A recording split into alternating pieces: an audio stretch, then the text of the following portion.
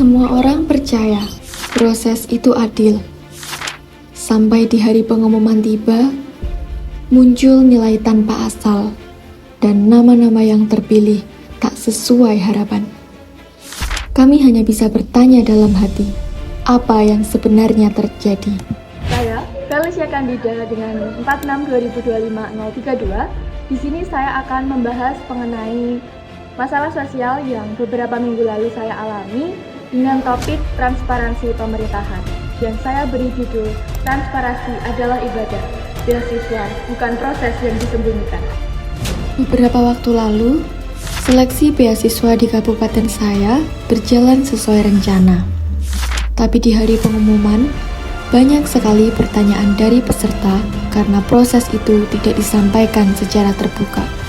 Terutama, sistem penilaian yang tidak transparan dan hanya ada nilai akhir tanpa rincian yang jelas. Nama-nama yang terpilih pun menimbulkan reaksi yang bervariasi dari peserta lain.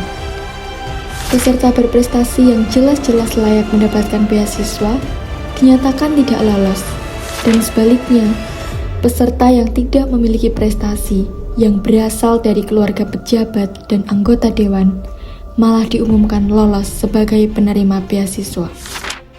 Ketika kami mencoba bertanya untuk mengetahui hasil yang sebenarnya, pihak penyelenggara hanya diam. Kami seolah tak ada dan tak dianggap. Padahal, kami hanya meminta keadilan dan penjelasan. Jika dilihat dari berbagai ajaran agama, transparansi bukan hanya aturan sosial, tetapi nilai moral. Dalam agama Islam, kejujuran atau shid dan keadilan adalah perintah yang harus dijaga. Dalam agama Kristen Protestan dan Kristen Katolik, keadilan dan keterbukaan adalah wujud kasih dan kebenaran. Dalam agama Hindu, kejujuran termasuk dalam dharma yang mengarahkan manusia pada tindakan yang benar. Dalam agama Buddha, keterbukaan adalah bentuk menjalankan samavacca atau bisa disebut ucapan yang benar.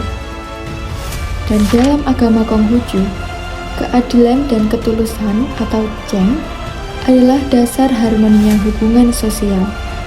Bahkan, dalam aliran kepercayaan, nilai utama selalu menekankan kejujuran dan tanggung jawab. Semua ajaran ini mengingatkan bahwa sebuah keputusan akan bernilai benar hanya jika dijalankan dengan jujur, adil, dan transparan. Sebagai solusi, proses seleksi beasiswa perlu disampaikan secara terbuka. Penyelenggara seharusnya menjelaskan kriteria penilaian dengan benar, mempublikasikan nilai setiap peserta dari tahap awal sampai akhir, serta menerima pertanyaan dan kritik dari peserta, kemudian memberikan jawaban secara terbuka.